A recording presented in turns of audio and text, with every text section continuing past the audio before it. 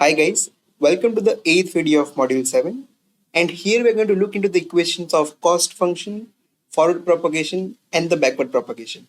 It is because of these equations we'll be able to create our whole neural network from scratch on that dummy dataset that we had talked about in the previous video.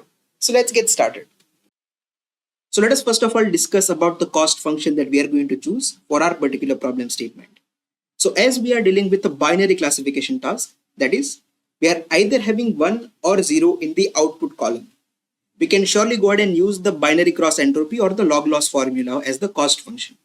I also mentioned about this in one of our previous module, I guess while talking about the logistic regression. I've also shown you that how it works.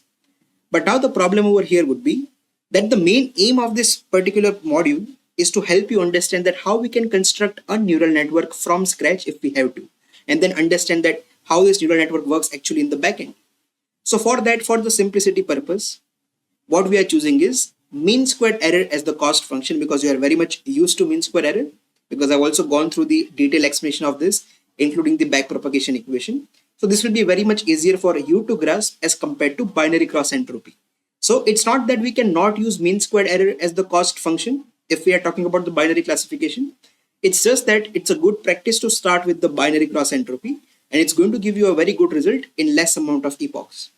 So with these things in mind, we need to know that we are choosing the mean squared error over here just to reduce the complexity when it comes to mathematical aspect, to understand how these kind of equations are going to come, as well as for the coding part, because our main aim is not actually to see how a neural network is going to work for exactly this problem statement, rather take an overall idea of how a neural network works in the backend.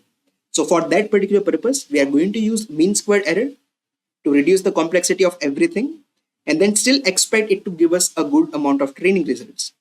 So yeah, the main conclusion over here is that the cost function that we are going to use is the mean squared error. Now after this, we are going to come up with all the different type of equations that will be used for the forward propagation part. That is, what we are going to do over here is we are going to use sigmoid as an activation function in both of these layers, that is the hidden layer as well as the output layer. Now we know that for the output layer it makes sense to use the sigmoid activation function because we are dealing with a binary classification problem statement. That is, sigmoid is going to give us the probability of class 1.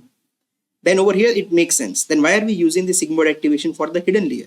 Because for the hidden layer, I've already mentioned in our activation function video that we typically go ahead and use ReLU activation.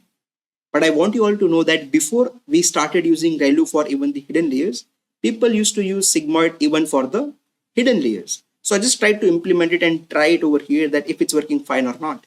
And indeed it gave me a really good result. So what I did over here is, just for the simplicity purpose, I just stick with the sigmoid activation for both of this. Just in case, let's say if this was not performing well, I would have switched towards the ReLU activation function. And yes, as a personal project, you can surely go ahead and try to compute one ReLU activation function and apply it in the hidden layer, and then notice the change between our result that I'm going to show you over here and then what is your result. You can just have the comparison and have some understanding on top of that.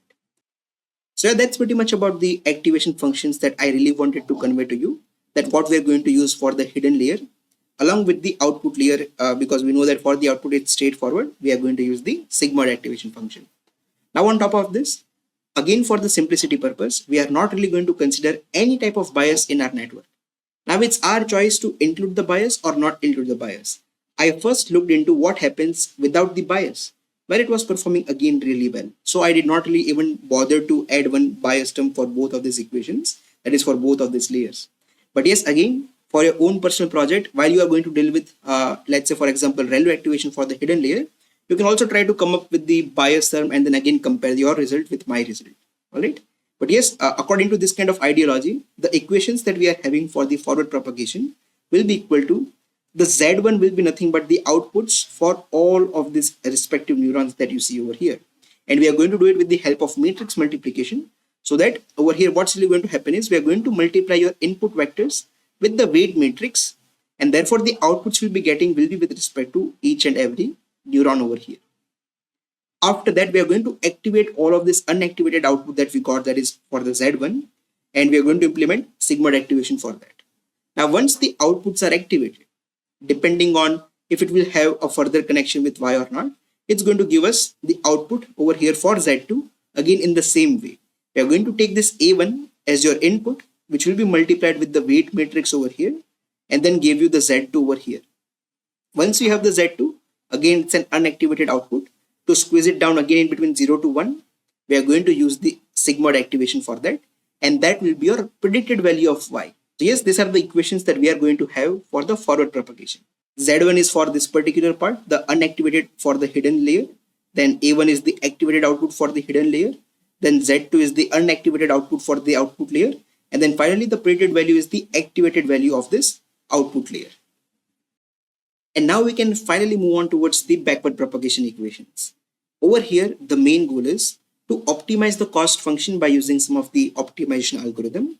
And because we are already aware about the gradient descent from one of our previous modules, that is while discussing about the linear regression, we are going to simply use that particular gradient descent optimizer to optimize the cost function and basically update the model parameters. And remember over here in our particular model, we are having two different matrices. One for the weights that is going to connect the hidden layer and the output layer, that is WHY. And then one matrix that is going to connect the input layer with the hidden layer, that is WXH.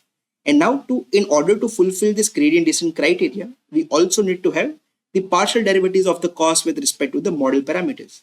And for that, how do we obtain this particular equation is something that I'll be showing you in a separate video. But yes, this is what we are going to use in order to get the backward propagation equations. So we are done with this video over here. I hope you were able to understand what are the different types of equations that we'll be using. And don't really worry, because in the upcoming video, I'll also be sharing the derivations of it. So it's going to be pretty much easier for you to understand that from where exactly are we getting the equations for the backward propagation. But I hope that everything with respect to the cost function and the forward propagation is very much clear.